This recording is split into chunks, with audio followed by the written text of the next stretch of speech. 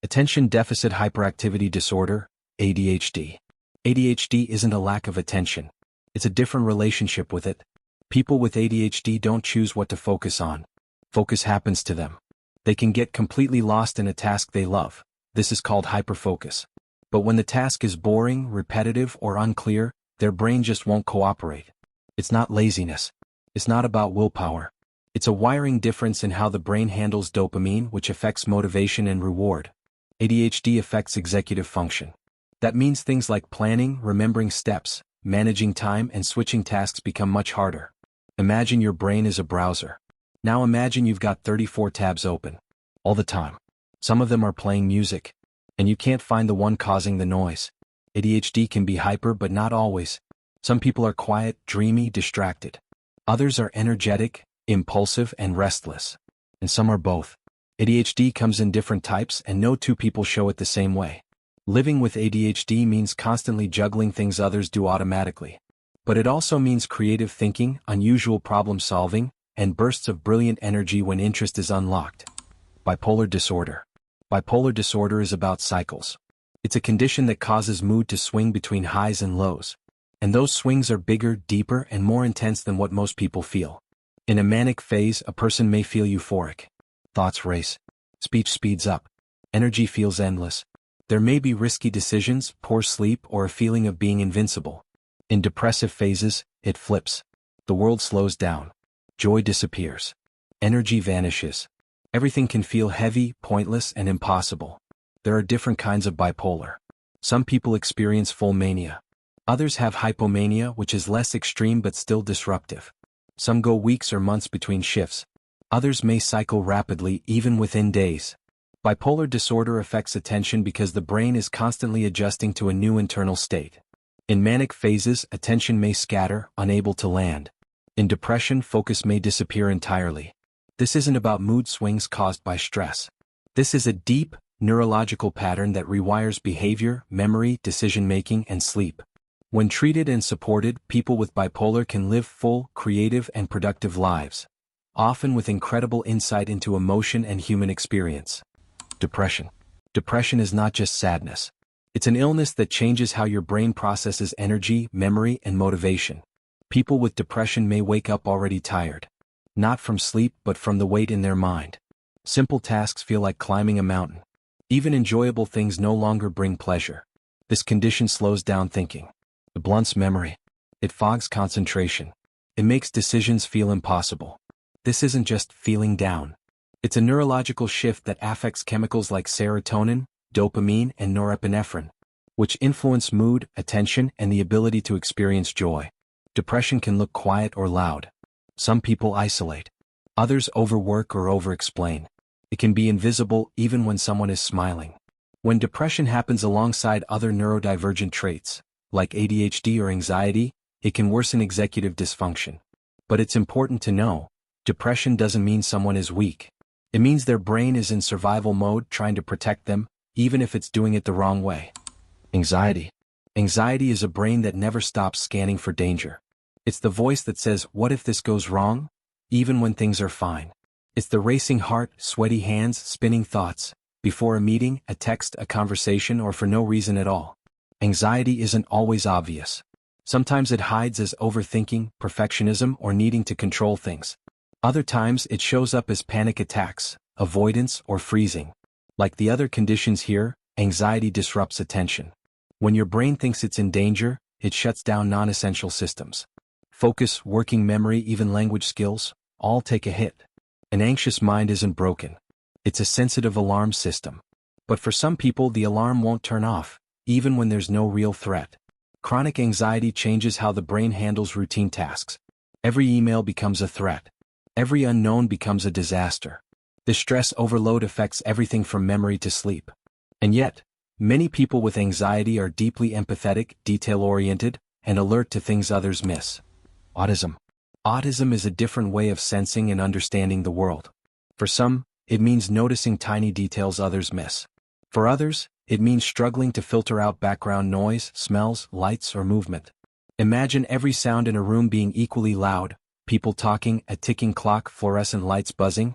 Your brain processes it all at once. Many autistic people have strong interests, deep, focused passions that bring clarity and calm. Social interaction might feel confusing or exhausting, not because they lack emotion but because their communication style is different. Autism isn't about being emotionless. It's about having a brain wired to process the world in a more intense, sometimes overwhelming way. That can make routines important because they bring predictability in a world that often feels chaotic. Some people mask their traits to fit in. Over time, this leads to exhaustion or burnout. Not because they're broken but because they've been trying to live in a world not designed for their brain. Sensory processing disorder, SPD. Sensory processing disorder is when the brain has trouble receiving or responding to sensory information. For example, a light touch might feel like pain. A loud sound might cause panic. Certain textures, like a shirt tag or sock seam, can be unbearable. Or the opposite might happen. Someone might not notice extreme cold, loud noises, or even pain. It's not about being too sensitive. It's about the brain misinterpreting signals from the senses. SPD can affect one sense or many. It often overlaps with autism, but it can also exist on its own. Imagine walking through the world with no volume control, no filter, no off switch. That's SPD. It can make everyday situations like shopping, riding a bus, or wearing certain clothes incredibly hard. It's not about drama. It's about survival. The world doesn't feel safe until the sensory environment feels right. Tourettes Syndrome. Tourette's is a neurological condition that causes involuntary movements or sounds, called tics. These can be simple, like blinking or throat clearing, or complex like repeating words or making sudden gestures. The person doesn't choose these tics. They feel a buildup of tension that's only relieved by letting it out.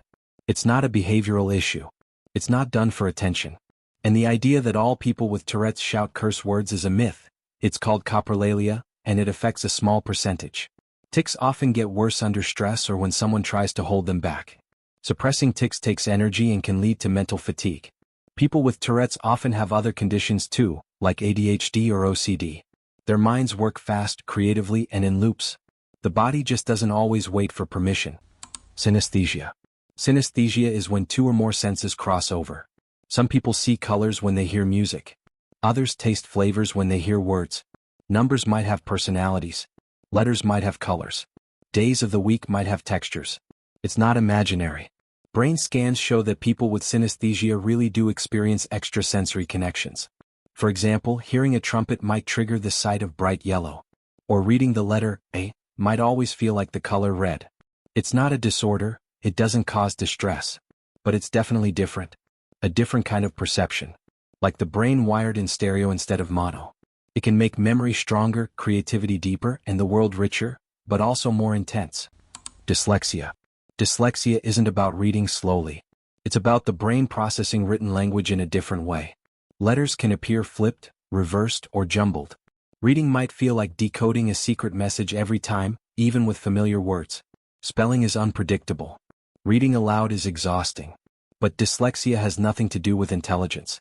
In fact, many people with dyslexia are strong problem solvers, storytellers, and creative thinkers.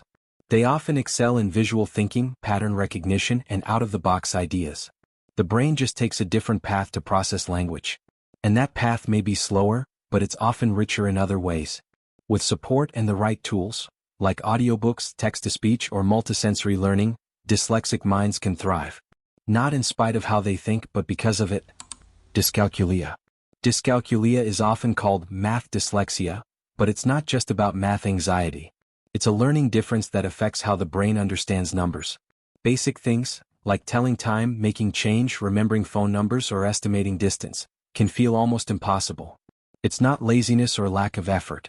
The brain struggles with numerical concepts the same way dyslexia affects letters and words. Someone with dyscalculia might mix up math symbols, forget steps in a problem, or confuse right and left. Mental math feels like juggling fog. Even simple tasks involving quantity, like splitting a bill, can cause stress. But just like with dyslexia, it doesn't mean someone can't learn. It means they need different methods, visual aids, and patience. Dyspraxia. Dyspraxia, also called developmental coordination disorder, affects physical coordination and planning movements. It's not about strength. It's about control.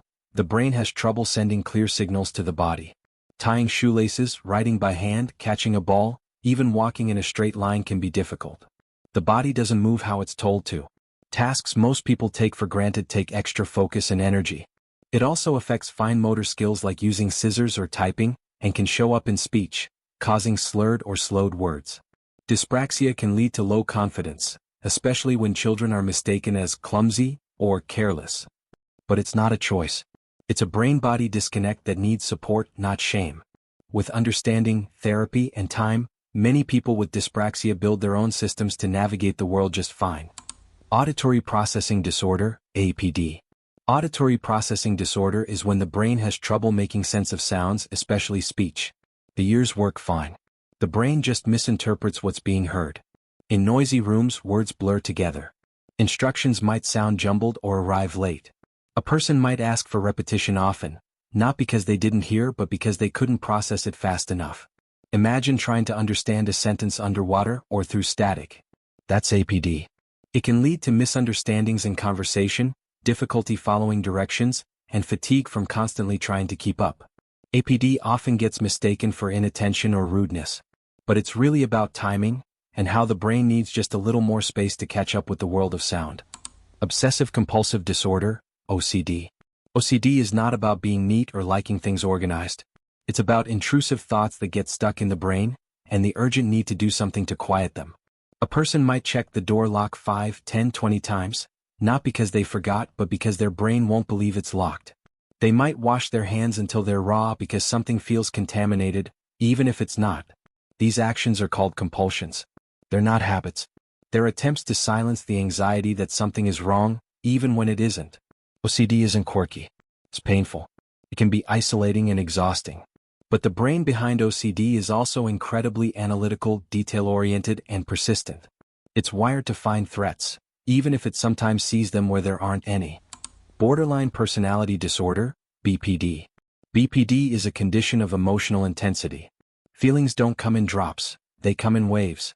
One comment can feel like a betrayal. A delay in response can feel like abandonment. Love is felt deeply. So is fear. So is anger. People with BPD often struggle with identity, feeling like they don't know who they are, and that their sense of self shifts depending on the people around them. It's not manipulative. It's not dramatic. It's a nervous system that's always on high alert for signs of rejection or loss. Many people with BPD grew up without emotional safety.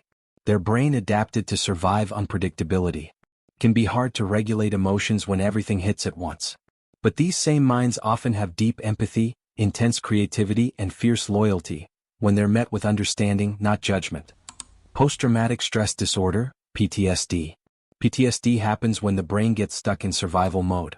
After trauma, the body keeps reliving the danger, through flashbacks, nightmares, or sudden panic, even when the threat is gone. Sounds can trigger fear. A crowded room can feel like a battlefield. The brain is doing its best to protect, but it overreacts. It misreads safety as risk.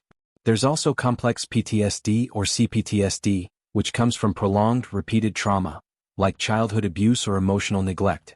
This form doesn't always have flashbacks. Instead, it can show up as numbness, mistrust, shame, and a deep sense of being broken. But people with PTSD aren't broken. Their brains simply adapted to survive. They've lived through the unthinkable, and carry a nervous system that still prepares for it even now. Pathological demand avoidance, PDA. PDA is a profile often seen within autism, but it has its own rhythm. It's not about defiance. It's about anxiety. For someone with PDA, even small requests can feel like a threat to their sense of control. Being told to do something, even if they want to, can cause panic or shutdown. It might look like refusing, arguing, or ignoring. But underneath there's often fear. Fear of failure. Fear of pressure. Fear of not being able to meet the demand. This isn't about being lazy or disobedient. The nervous system interprets expectations as danger, and it pushes back as a way to survive. PDA isn't well known yet, but it explains a lot for people who feel constantly overwhelmed by everyday asks. What helps isn't control. It's collaboration, flexibility, and trust.